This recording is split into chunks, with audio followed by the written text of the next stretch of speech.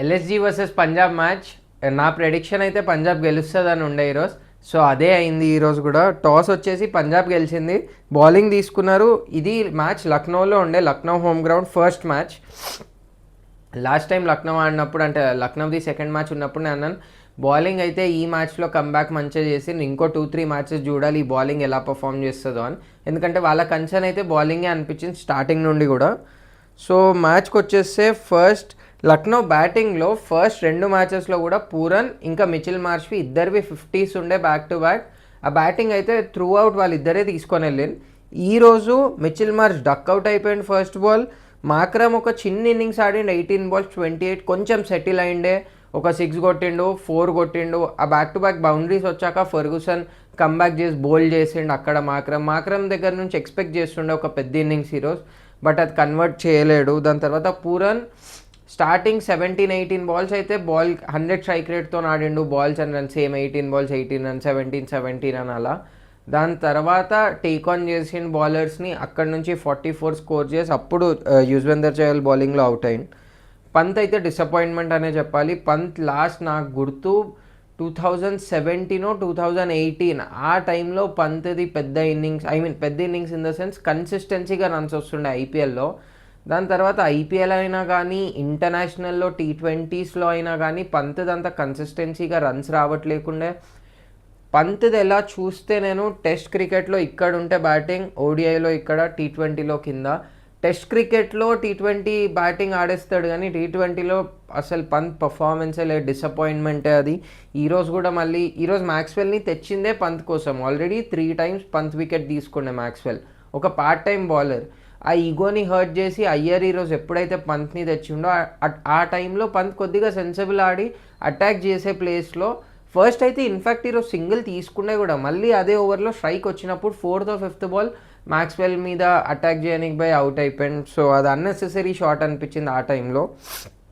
దాని తర్వాత ఆయుష్ బడౌనీది బాగా వచ్చింది ఈరోజు ఇన్నింగ్స్. 50 మిస్ అయిపోయింది, 33 balls 41 run, డీసెంట్ ఇన్నింగ్స్. అటు మరీ తోప్ ఇన్నింగ్స్ కూడా కాదు, మరీ బేకార్ ఇన్నింగ్స్ కూడా కాదు. 33 balls 41 డీసెంట్ ఉండే బ్యాటింగ్. మిల్లర్ 18 balls 19 runs, ఆ ప్రాపర్ కిల్లర్ మిల్లర్ ఇన్నింగ్స్ అనిపించలేదు. కానీ అబ్దుల్ సమద్ బాగా ఆడింది, 12 balls 27. ఈ కింది నుంచి రన్స్ వచ్చినాయి అనే వీళ్ళు అలా ఇలా 117-1కి వెళ్ళింది. ఒక టైంలో అయితే మ్యాచ్లో అనిపిస్తుండే 120 130 కూడా వెళ్తుంది ఆ టీం అసలు అని. బట్ అక్కడ నుంచి బాగా కంబ్యాక్ చేసింది 170 వరకు. బట్ పిచ్ అయితే ఆల్మోస్ట్ 200 వెళ్ళే పిచ్ అనిపించింది. 20 to 30 runs అయితే షార్టే ఉండే లక్నో. దాని తర్వాత పంజాబ్ బ్యాటింగ్కి వచ్చేస్తే, పంజాబ్ బౌలింగ్కి వచ్చేస్తే Harshdeep 4 overs 43 runs 3 wickets. Runs ఎక్కువ ఇచ్చిండు బట్ వికెట్స్ కూడా తీసిండు, 4 wickets. ఫెర్గుసన్ 3 overs 26 runs ఒక్క వికెట్. మ్యాక్స్వెల్ 3 overs 22 runs ఒక్క wicket. Marco Jansen 4 overs 28 runs ఒక్క వికెట్. సో బేసిక్లీ వీళ్ళ బౌలర్స్ది చూస్తే ఒక్క హర్షదీప్ తప్ప అందరు బాగానే వేసిన బౌలింగ్. చాహల్ 4 overs 36 runs ఒక్క వికెట్. హర్షదీప్ ఒక్కడు 10.8 ఉంది ఎకనామీ, వేరే వాళ్ళందరిది డీసెంట్ ఎకనామీ. చాహల్ది 9 ఉంది బట్ స్టిల్ ఫైన్. పంజాబ్ ఓవరాల్గా బౌలింగ్ యూనిట్ కూడా బాగా పర్ఫామ్ చేసింది. ఇన్ఫ్యాక్ట్ నేను ఇంకా కొద్దిగా జల్దీ ఆల్అవుట్ చేస్తారు అనుకున్నాను. ఆల్అవుట్ ఇన్ ద సెన్స్ అదే 120 130 అనే అనిపించింది ఒక టైంలో లక్నో బ్యాటింగ్. బట్ అక్కడ నుంచి 170కి వెళ్ళడం దట్ ఈస్ కమెండబుల్. బట్ ఈ పిచ్లో తక్కువ ఉండే at the end score. Punjab batting start అయినాకైతే ఆల్మోస్ట్ 1-sided ఉండే మ్యాచ్. ప్రియాన్స్ ఆర్యా జల్దీ అవుట్ అయిపోయింది. సెకండ్ మ్యాచే ఉండేది పంజాబ్ది అండ్ ప్రియాన్స్ ఆర్యాది కూడా, ఎందుకంటే లాస్ట్ మ్యాచ్లోనే డెబ్యూ అయింది. ప్రభ్సిమ్రన్ సింగ్ బాగా ఆడిండి ఈరోజు, 69 of just 34 balls, అది 200 స్ట్రైక్ రేట్తోని ప్రాపర్ హిట్టింగ్ బాగుండే. దాని తర్వాత అయ్యర్ ఇంకా నెహాల్ వడేరా ఇద్దరు ఆ పార్ట్నర్షిప్, ఇంక ఇద్దరు ఆ స్ట్రైక్ రేట్తో కూడా అస్సలు ఎక్కడ రన్ రేట్ ఎక్కువ, అంటే రన్ రేట్ ఆల్రెడీ అంత ప్రెషర్ ఏం లేదు వీళ్ళ పైన, బట్ స్టిల్ ఆ నెట్ రన్ రేట్ పెంచుకొని పాయింట్స్ టేబుల్లో ఆ సెకండ్ ప్లేస్కి ఇప్పుడు వెళ్ళిందంటే one of the reason net run rate. ఇంకా వీళ్ళిద్దరు ఆడిన బ్యాటింగ్. శ్రేయస్ అయ్యర్ది కూడా బ్యాక్ టు బ్యాక్ 50 వచ్చింది. Nihal Wadhera 25 balls 43 runs. Last year వరకు ముంబై ఇండియన్స్లో ఉండే, అక్కడి నుంచి ఇప్పుడు పంజాబ్కి వచ్చిండు. పంజాబ్కి కూడా అదే పర్ఫార్మెన్స్ ఇచ్చిండు, 170 స్ట్రైక్ రేట్. ఇద్దరు క్లాస్ ఆడిన్, బాగా ఫినిష్ చేసిండు. వీళ్ళ బౌలింగ్కి వచ్చేస్తే లాస్ట్ మ్యాచ్లో కూడా అన్నాను నేను, bowling A concern at the end వీళ్ళకి ఎల్ఎస్జీకి అయితే. బట్ ఈరోజు మళ్ళీ అదే 3 overs 39 runs Shardul, 3 overs 30 runs Avesh Khan, 4 overs 30 runs Digvesh Singh రాఠీది 2 wickets తీసిండు. బట్ బిష్నోయ్ చాలా చాలా ఎక్కువ రన్స్ ఇచ్చేసిండు ఈరోజు. అది అసలు ఎక్స్పెక్ట్ చేయలేదు బిష్నోయ్ మరీ ఇంత వెళ్ళిపోతాడు అని. 3 ఓవర్స్లోనే అంటే బేసిక్లీ 18 బాల్స్లో 43 రన్స్ ఇచ్చిండు, ఎకనామీ 14.3. యాజ్ ఎ స్పిన్నర్ ఇంకా బిష్నోయ్ చూసుకుంటే లైక్ వే టూ మచ్ ఇది ఆ బిష్నోయ్ స్టాండర్డ్స్కి కూడా. ఎప్పుడైనా ఇలా రన్స్ ఇస్తే కూడా హీల్ మేక్ షూర్ ఆ వికెట్స్ తీస్తాడని. బట్ ఈరోజు ఆ వికెట్స్ కూడా రాలే. అండ్ నాకు రిషబ్ పంత్ ఆ కాల్ కూడా అర్థం అవ్వలేదు. ఎక్కడైతే అయ్యర్ ఆడుతుండే అక్కడ బిష్నోయ్కి బౌలింగ్ ఇవ్వడం, ఎందుకంటే శ్రేయస్ అయ్యర్ ఆడతాడు స్పిన్నర్స్ని మంచిగా, అక్కడ బిష్నోయ్ని బ్యాక్ టు బ్యాక్ ఆ స్పెల్ వేయించడం, అది ఆ క్యాప్టెన్సీ కాలే అర్థం అవ్వలేదు అసలు. పంత్ క్యాప్టెన్సీ కూడా ఇప్పుడు చూసుకుంటే ఈ రోజుతోని 3 మ్యాచెస్ కంప్లీట్ అయినాయి. ఇందులో ఒక్క ఎస్ఆర్హెచ్ మ్యాచ్ గెలిచింది వీళ్ళు తప్ప వేరే 2 మ్యాచెస్లో పంత్ క్యాప్టెన్సీ కూడా అసలు పంత్ మీద ప్రైస్ ట్యాగ్ ప్రెషర్ ఉందా అని అనిపిస్తుంది. మోస్ట్ ఎక్స్పెన్సివ్ ప్లేయర్ అని. పంత్కి ఇంకా శ్రేయస్ అయ్యర్కి just 25 lakhs 50 lakhs difference. But still Shreyas Iyer మీద ప్రెషరే అనిపిస్తలేదు అసలు. బ్యాక్ టు బ్యాక్ 50s అయినా, క్యాప్టెన్సీ కాల్స్ కూడా బాగున్నాయి, టీమ్ సెలెక్షన్ బాగుంది. పంత్ మీద ప్రెషర్ అనిపిస్తుంది. ఆ ఫస్ట్ మ్యాచ్లో అదే ప్రెషర్ అనిపించింది ఢిల్లీతో ఓడిపోయినప్పుడు. ఆల్మోస్ట్ మ్యాచ్ గెలిచేసిన మ్యాచ్ అక్కడి నుంచి మ్యాచ్ ఓడిపోయారు. సెకండ్ మ్యాచ్ ఓకే ఎస్ఆర్హెచ్ది, అక్కడ క్యాప్టెన్సీ కాల్స్ అయినా బాగుండే, ఫీల్డ్ ప్లేస్మెంట్స్ బాగుండే, అన్నీ బాగుండే. బట్ మళ్ళీ ఈరోజు ఇక్కడ వచ్చేసి ఒక ప్లాన్తో పంత్ది ఎలా అనిపిస్తుంది అంటే ఒక ప్లాన్తో వస్తుండు క్యాప్టెన్సీకి, అది క్లిక్ అయితే ఓకే ఎస్ఆర్హెచ్ మ్యాచ్ లాగా అనిపిస్తుంది క్యాప్టెన్సీ, అరే టాప్ నాచ్ క్యాప్టెన్సీ అని. బట్ ఆ ప్లాన్ ఏ క్లిక్ కాలేదంటే ఇంకో ప్లాన్ ఉంది అనే అనిపిస్తలేదు అసలు. ప్లాన్ బి ఉందా, ఇది కాకపోతే ఇంకోటి ఏమైనా చేంజ్ చేయవచ్చా, ఇంకోటి ఏమైనా, అలా అసలు ఇంకో ప్లానే అనిపిస్తలేదు. వస్తే ఒకటే ప్లాన్. ఇంకా ముందు కూడా పంత్ క్యాప్టెన్సీలో కొంచెం ఆ స్టబర్నెస్ అనిపిస్తుండే, ఈ ప్లాన్తో వస్తే ఇది ఇంకా క్లిక్ అయ్యే వారికి నేను ఇదే ప్లాన్తో వెళ్తాను అని. బట్ అది పెద్దగా ఎప్పుడు రిజల్ట్స్ ఇవ్వలేదు. అండ్ ఇక్కడనే అయ్యర్ క్యాప్టెన్సీకి వస్తే ముందు ఢిల్లీలో ఉన్నప్పుడు క్యాప్టెన్సీ చేసినప్పుడు కూడా ఢిల్లీని ఫైనల్కి తీసుకెళ్ళండి. లాస్ట్ ఇయర్ కేకేఆర్కి యాజ్ అ క్యాప్టెన్ ఉన్నప్పుడు ట్రాఫీ గెలిపించండి. బట్ 2 టీమ్స్ ఆ క్రెడిట్ ఇవ్వలేరు, నా అంతకైనా రెస్పెక్ట్ ఇవ్వలేరు అయ్యర్కి అని చెప్పొచ్చు. ఇక్కడ పంజాబ్ ఇప్పుడు Ricky Ponting as a coach trust చేసి అయ్యర్ని తెచ్చి అయ్యర్కే క్యాప్టెన్సీ ఇచ్చారు. దాని తర్వాత ఇప్పుడైతే ప్రజెంట్ 2 మ్యాచెస్ వైజ్ చూసుకుంటే అయితే పంజాబ్ది ఇది లాస్ట్ ఇయర్ వరకు చూసిన పంజాబ్ టీం అయితే కాదు, ఇది అయితే డిఫరెంట్ పంజాబ్.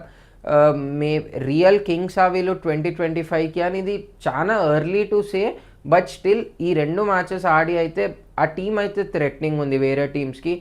ఊరికే వచ్చే ఏదో పంజాబ్తో మ్యాచ్ అని అయితే ఏ టీం ఆడలేదు ఇయర్. వాళ్ళ దగ్గర ఉన్న బ్యాటింగ్ డెప్త్ అయినా, బౌలింగ్ డెప్త్ అయినా, బౌలర్స్ అంతమంది ఉన్నారు, పార్ట్ టైం బౌలర్స్ ఉన్నారు. ఈజీగా 5 మెంబర్స్ కీ బౌలర్స్ అంటే దాని మీద ఒక 2 ఉన్నారు వాళ్ళకి. మ్యాక్స్వెల్ అయినా వచ్చి ఏ రోజు టర్న్ దొరుకుతుందో ఆ రోజు 4 ఓవర్స్ కంప్లీట్ చేయవచ్చు. స్టాయినిస్ అయినా వచ్చి 4 ఓవర్స్ కంప్లీట్ చేయవచ్చు. అలా ఉంది వాళ్ళ బౌలింగ్ కూడా. బౌలింగ్ అయినా బ్యాటింగ్ అయినా అసలు ఆ డెప్తే అలాగుంది. బ్యాలెన్స్డ్ టీం ఉంది. అంటే ఎవ్రీ ఇయర్ పంజాబ్ నుంచి అసోసియేట్ చేయలేము ఇలాంటి టీం. బట్ ఈ ఇయర్ ఆ బ్యాలెన్స్డ్ టీం మొత్తం ఓవరాల్గా Punjab unit as a team బాగుంది. అండ్ అయ్యర్ మీద ప్రైస్ ట్యాగ్ ప్రెషర్ అనిపించడం లేదు. జస్ట్ 25 lakhs డిఫరెన్స్ ఇద్దరికి. బట్ పంత్ మీద ప్రెషర్ అనిపిస్తుంది, అయ్యర్ మీద ప్రెషరే అనిపించడం లేదు అసలు. అయ్యర్ యాజ్ అ క్యాప్టెన్ కూడా వండర్ఫుల్. ఇప్పటికి 2 మ్యాచెస్ పంజాబ్ టాప్ నోచ్ ఆడింది. ఎల్ఎల్జీ అయితే ఇది నిజంగా హై టైం. ఇంకా నేను లాస్ట్ టైమే అన్నాను 2-3 మ్యాచెస్ చూడాలని. 2-3లో ఒక్క మ్యాచ్ అయిపోయింది, ఇంకో 2 మ్యాచెస్ చూడాలి ఎల్ఎల్జీ గోయింగ్ ఫార్వర్డ్. మరి పంత్ ఏమన్నా క్యాప్టెన్సీ కాల్స్లో మేబీ ఎస్ఆర్హెచ్ మ్యాచ్లో ఉన్నట్టు ఆ ప్లాన్ ఏతోనే వచ్చి మళ్ళీ అది క్లిక్ అయితే సరే, లేదంటే ఈ ఫస్ట్ మ్యాచ్ ఇంకా ఈ థర్డ్ మ్యాచ్ ఇలానే పర్ఫామ్ చేస్తుంది ఆ టీం, అది చూడాలి గోయింగ్ ఫార్వర్డ్. బట్ ఇప్పుడైతే ఎల్ఎస్జీ మీద అంత ట్రస్ట్ రావట్లేదు. అండ్ ఈ మ్యాచ్కి వచ్చేస్తే అయితే ఇప్పుడు గోయింగ్ ఫార్వర్డ్ కూడా దీని తర్వాత ఎల్ఎల్జీ ఫిక్చర్స్ చూస్తే నెక్స్ట్ మ్యాచ్ ముంబై ఇండియన్స్తో ఉంది, దాని తర్వాత కోల్కతా నైట్ రైడర్స్, దాని తర్వాత గుజరాత్ టైటన్స్. ఈ 3 మ్యాచెస్లో ముంబై నిన్న ఆడిన మ్యాచ్ అది కంబ్యాకా అంటే నా దృష్టిలో అయితే మేబీ నేను 50-50 అంటాను. But still Mumbai is a threatening team. ఎందుకంటే వాళ్ళ బౌలింగ్, వాళ్ళ హోమ్ గ్రౌండ్లో అయితే వాళ్ళ బౌలింగ్ పర్ఫెక్ట్, ఆ పేసర్స్ వాళ్ళు. అండ్ ఒక్కసారి వాళ్ళ బ్యాట్స్మెన్స్ క్లిక్ అయ్యి, ఎందుకంటే ఆన్ పేపర్ అయితే అన్నిటికంటే బెస్ట్ టీం ముంబై ఇండియన్సే అనిపిస్తుంది. బ్యాటింగ్ అయినా బౌలింగ్ అయినా మేబీ ఛాన్స్ ఢిల్లీ పైన పెట్టవచ్చు. But as a batting unit అయితే ముంబైది బాగుంది. సో గోయింగ్ ఫార్వర్డ్ ఎల్ఎల్జీకి ఈ 3 ఫిక్చర్స్ అయితే కష్టమే. ఈ 3లో అట్లీస్ట్ 2 గెలిస్తే మేబీ ఛాన్సెస్ ఉంటుంది, అట్లీస్ట్ ఒక్కటైనా గెలవాలి. బట్ నాకైతే అంత నమ్మకం రావట్లేదు. ఇప్పుడు ముంబై నిన్న ఆడిన క్రికెట్ అదే కంటిన్యూ చేస్తే ఎల్ఎస్జీ ముందు కూడా ఐ డౌట్ అసలు పంత్ దగ్గర ఇంకో ప్లాన్ ఉంటుందా మరి ముంబైని అటాక్ చేయనికని. అండ్ ఇక్కడనే సేమ్ పంజాబ్కి వచ్చేసి పంజాబ్ది జస్ట్ 2 మ్యాచెస్ అయినాయి. నెక్స్ట్ వచ్చేసి ఆర్ఆర్. ఈ పంజాబ్ ఆడే క్రికెట్, రాజస్థాన్ ఆడిన క్రికెట్ చూసుకుంటే అయితే పంజాబ్కి నెక్స్ట్ మ్యాచ్ ఈజీ అని చెప్తాను నేను. పంజాబ్ గెలవాల్సిందే. అండ్ నెక్స్ట్ మ్యాచ్ వాళ్ళ హోమ్ గ్రౌండ్లో. ఇంకా ఈ ఫస్ట్ 2 మ్యాచెస్ ఏదైతే పంజాబ్ గెలిచిందో, ఒకటి గుజరాత్, ఇంకోటి లక్నో, ఈ రెండు అవే మ్యాచెస్లోనే ఆల్రెడీ 2 గెలిచింది. ఇప్పుడు నెక్స్ట్ వచ్చే మ్యాచెస్ హోమ్ మ్యాచ్ అక్కడ పంజాబ్లోనే. సో మోస్ట్ ప్రాబ్లీ పంజాబే గెలవాలి. దాని తర్వాత సిఎస్కే కూడా ఉన్న ఫామ్లో చూసుకుంటే అయితే అది చపాక్లైనా లేదంటే పంజాబ్లో ఉన్నా ఇక్కడున్న పంజాబ్ గెలవాల్సిందే. వీళ్ళు ఆడే టీం వీళ్ళు ఎలా అయితే పర్ఫామ్ చేస్తున్నారో ఆ టీం వైజ్ చూస్తే అయితే పంజాబ్ ఆబ్వియస్లీ ఫేవరెట్స్గానే వెళ్తుంది. సో పంజాబ్ని టాప్ 4 నుండి తీయడం అయితే అంత ఈజీ అనిపించడం లేదు. అలానే ఎల్ఎస్జీ ఇప్పుడు మళ్ళీ టాప్ 4లోకి రావడం అంత ఈజీ అనిపించడం లేదు. సో ఈ మ్యాచ్ గురించి అయితే ఇంతే. బట్ గోయింగ్ ఫార్వర్డ్ మనం దీని గురించి ఒక్కసారి చూసుకుందాం. పాయింట్స్ టేబుల్లో ఎలా టీమ్స్ ఇప్పుడు ప్లేస్ అయి ఉన్నాయి అండ్ గోయింగ్ ఫార్వర్డ్ ఇంకెన్ని చేంజెస్ కాబోతున్నాయి టాప్ 4లో అని అక్కడ చూస్తే ఇప్పుడు ప్రజెంట్ ఈరోజు అయిన చేంజెస్తోనే టాప్లో అయితే ఆర్సీబీ ఉంది. పంజాబ్ 5th నుండి 2nd ప్లేస్కి వచ్చింది. డీసీ 2nd నుండి 3rdకి వెళ్ళింది. జీటీ సేమ్ 4thలో ఉంది. ముంబై ఇండియన్స్ 5thలో ఉంది. LSG 6, CSK 7, SRH 8, 9 RR, 10 KKR. ఇప్పుడు ఇందులో ఫిక్చర్స్ చూసినా ఫస్ట్ ఆర్సీబీ మ్యాచ్కి వచ్చేస్తే ఆర్సీబీ నెక్స్ట్ గుజరాత్తో ఉంది. అది హోమ్ గ్రౌండ్. ఆర్సీబీ కూడా సేమ్ పంజాబ్ లాగానే ఫస్ట్ 2 మ్యాచెస్ గెలిచింది, 2 అవే మ్యాచెస్ గెలిచింది. పంజాబ్ కూడా ఫస్ట్ 2 మ్యాచెస్ గెలిచింది, 2 అవే, థర్డ్ మ్యాచ్ హోమ్ మ్యాచ్ ఉంది. So most probably home match కూడా గెలవాల్సిందే ఈ 2 టీమ్స్, ఎందుకంటే 2 బ్యాలెన్స్డ్ ఉన్నాయి. ఇన్ఫ్యాక్ట్ ఆర్సీబీ కంటే పంజాబ్ టీం బెటర్ ఉంది. బట్ ఆర్సీబీలో ఆ కాంబినేషన్ క్లిక్ అయింది అండ్ ప్లేయర్స్ బాగా పర్ఫామ్ చేస్తున్నారు అందరు. పంజాబ్లో ఆల్రెడీ ప్లేయర్స్ మంచి ప్లేయర్స్ ఉన్నారు పంజాబ్లో. ఆ కాంబినేషన్ కూడా వీళ్ళది ఆబ్వియస్గా ఫిక్స్ అయింది, క్లిక్ అయింది, బాగా ఆడుతున్నారు అందరు. సో ఈ 2 టీమ్స్ అయితే టీమ్ టు వాచ్. అండ్ దాని తర్వాత వచ్చేసి ఢిల్లీ నెక్స్ట్ మ్యాచ్ వచ్చేసి సిఎస్కేతోని. ఇది చెన్నైలో ఉంది. సో చెన్నై ఏమైనా కంబ్యాక్ చేస్తుందా లేదంటే ఢిల్లీకి మళ్ళీ ఒక ఫ్రీ 2 పాయింట్సా చెన్నై నుండి, అది చూడాలి. నేను ఒక చెన్నై ఫ్యాన్, బట్ స్టిల్ నాకు తెలిసి అయితే ఫేవరెట్స్ ఆర్ డీసీ ఓన్లీ. డీసీయే ఉంటుంది ఫేవరెట్స్. ఎంత చెన్నై హోమ్ గ్రౌండ్లో ఉన్నా నా ప్రెడిక్షన్ కూడా ఢిల్లీయే గెలుస్తుందని. నాకు చెన్నై మీద అన్లెస్ అండ్ అంటిల్ కాన్వే ఆడేవరకు ఆ భరోసా రావట్లేదు అసలు చెన్నై టీం పైన. దాని తర్వాత వచ్చేసి Gujarat Titans. Gujarat next match RCB home గ్రౌండ్లో. సో ఈ మ్యాచ్ రేపటిది ఇంట్రెస్టింగ్ ఉంటుంది. ఆర్సీబీ గెలుస్తుందా ఇక్కడ గుజరాత్ అని, ఎందుకంటే గుజరాత్ బాగా ఆడినారు మొన్న ఆడిన మ్యాచ్, గెలిచిన మ్యాచ్ అయితే బాగా ఆడినారు ఎంఐతోని. బట్ ఇప్పుడు ఆర్సీబీ హోమ్ గ్రౌండ్లో మరి ఆర్సీబీ కాంపిటీషన్ అయినా ఇస్తుందా, ఎందుకంటే ఆర్సీబీ ఆడే ఆ 2 మ్యాచెస్ ఆడిన ఆర్సీబీ టీం అలా చూసుకుంటే అయితే ఆబ్వియస్గా ఆన్ పేపర్ కూడా ఆర్సీబీయే పైన ఉంది, ఆన్ ఫీల్డ్ కూడా ఆర్సీబీయే పైన ఉంది. సో రేపటి మ్యాచ్ అయితే మజా వస్తుంది. దాని తర్వాత వచ్చేసి Mumbai Indians. Mumbai as I said ఎల్ఎల్జీతో ఉంది. మోస్ట్ ప్రాబ్లీ ఈ మ్యాచ్ ఫేవరెట్స్ అయితే ముంబై ఇండియన్సే. నేను ఎల్ఎల్జీ అని అయితే అనను. ఎల్ఎల్జీ బౌలింగ్ మీద ఒక్క మ్యాచ్ ఇప్పుడైతే అనిపిస్తుంది అది వన్ ఆఫ్ మ్యాచ్ ఏమో బౌలింగ్ పర్ఫార్మెన్స్ అని, ఎందుకంటే ఫస్ట్ మ్యాచ్ కూడా ఇంచుమించు అదే బౌలింగ్, ఈరోజు అదే బౌలింగ్, బట్ పర్ఫార్మెన్స్ అయితే సేమ్ అదే ఉంది. సో ముంబైయే ఫేవరెట్స్ నా దృష్టిలో. దాని తర్వాత ఎల్ఎల్జీ ముంబై మ్యాచ్ ఆన్. సో ఇది దాని తర్వాత సిఎస్కేది కూడా యాజ్ ఐ సెడ్ ఢిల్లీతో ఉంది. ఢిల్లీయే ఫేవరెట్స్ అంటాను నేను. ఎస్ఆర్హెచ్ మ్యాచ్ ఇంట్రెస్టింగ్ ఉంటుంది. SRH versus KKR, Aiden gardens, కోల్కతాలో.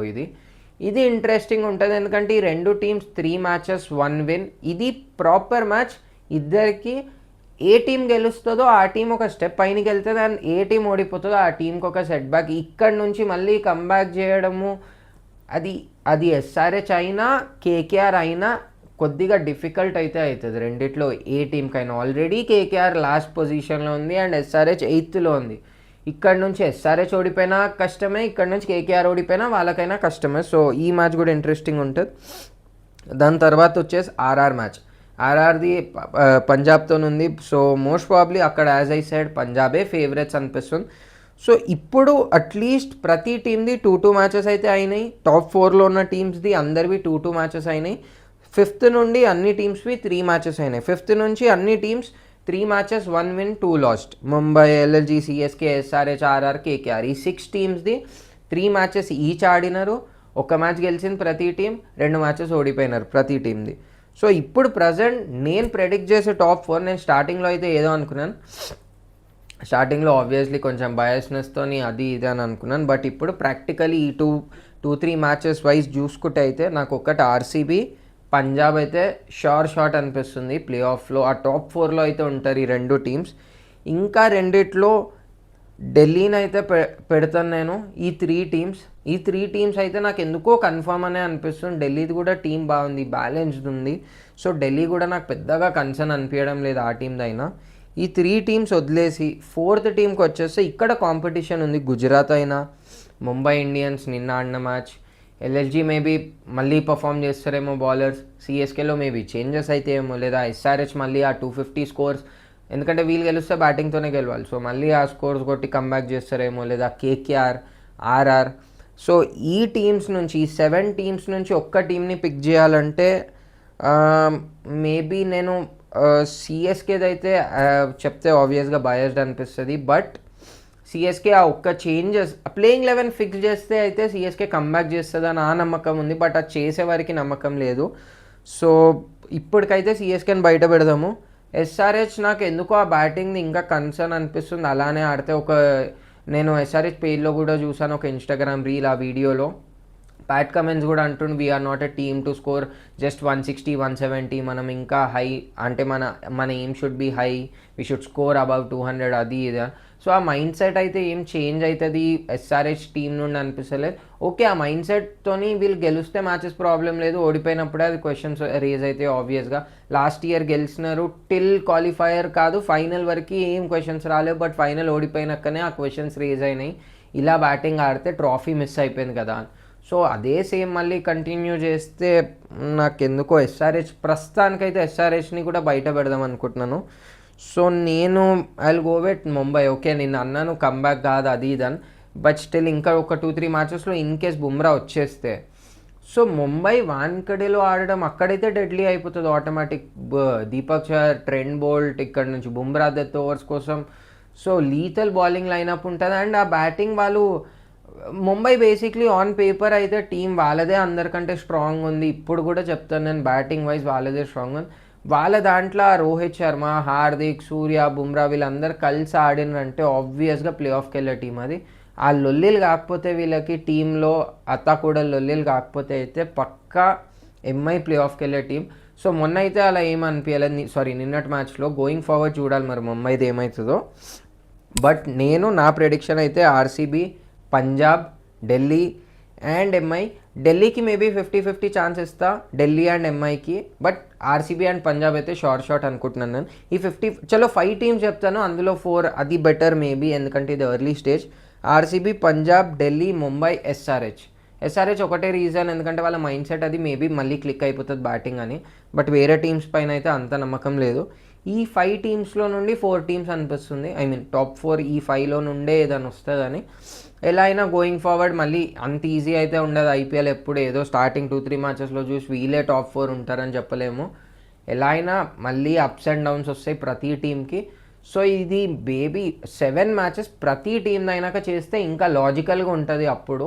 ఇదైతే ఎంతకైనా ఎర్లీ ప్రెడిక్షన్. నేను అనుకునేది ఈ 5 టీమ్స్లో నుండి ఏదన్నా టాప్ 4 వస్తుండొచ్చు. I will just repeat: RCB, Punjab, Delhi, Mumbai and SRH. ఈ 5లో నుండి టాప్ 4 ఏ టీమ్స్ వస్తాయో చూద్దాం. నా ప్రెడిక్షన్ ఇప్పుడు ఎర్లీ ప్రెడిక్షన్ అయితే ఇది. So let's see.